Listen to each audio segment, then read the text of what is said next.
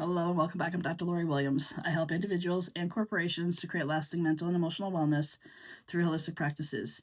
Today, I want to talk to you about how being the fixer could actually be putting a strain on your relationships. So essentially, in this video, the main point that I want to make in this is that people that are fixers are typically the same people that are very empathetic. Now, unfortunately, there's a very fine line between being a fixer and being empathetic. And it's actually that the fine line is actually the part that allows you to go from to dismiss your empathy is by being the fixer. So what I mean by that is the fixer will typically lack empathy. This is not something that they're intending to do. A fixer thinks that they're helping. They honestly, truly believe, coming from the heart center space, that they are helping the other person to fix their problems, to fix their issues.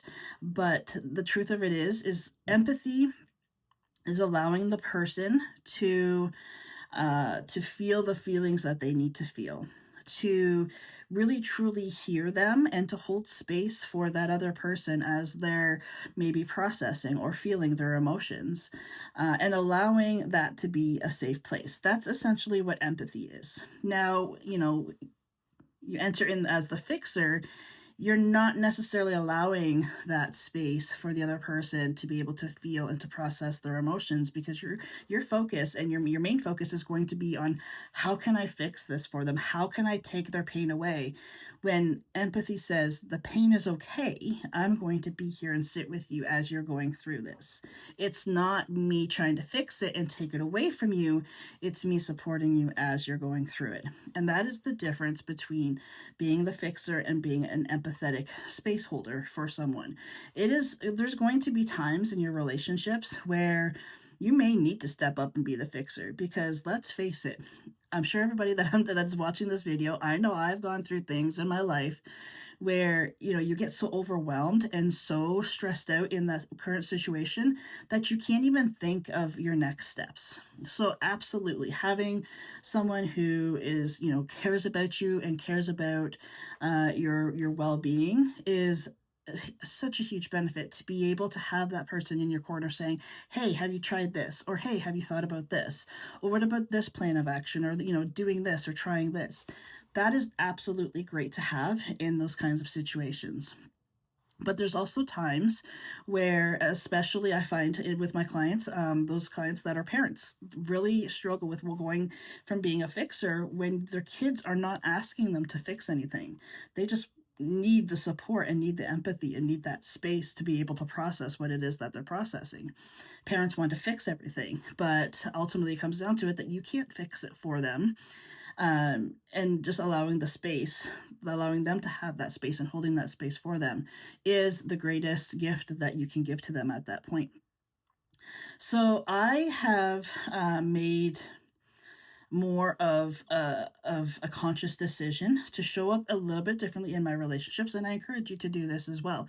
Is when someone comes to you and asks you for, hey, can I talk to you? And they start, having a conversation that is very emotionally charged on their end. The first question you should ask is, do you need help in fixing this?